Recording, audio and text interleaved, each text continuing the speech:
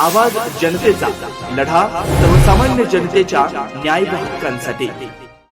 जिल्हा पोलीस अधीक्षक सोमनाथ घारगे यांनी आज शनिवारी सायंकाळी राहुरी पोलीस ठाण्यात भेट देऊन वार्षिक तपासणी केली आहे। या तपासणी दरम्यान त्यांनी पोलीस ठाण्यातील दैनंदिन कामकाज, गुन्हे नोंदवही, तपासाची प्रगती, अभिलेखांची देखभाल तसेच शिस्त व स्वच्छतेची पाहणी केली आहे।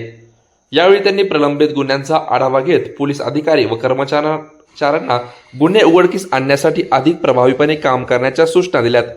व्यापारी नागरिकांच्या तक्रारीवर तातडीने कार्यवाही करावी, कायदा व सुव्यवस्था अबाधित राखावी तसेच गुन्हेगारीवर आळा घालण्यासाठी सतर्क राहण्याचे निर्देशही त्यांनी दिले।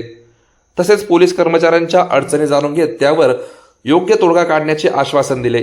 यावेळी पोलीस उपअधीक्षक जयदत्त भवर, पोलीस निरीक्षक संजय ठेंगे व इतर अधिकारी व कर्मचारी उपस्थित होते।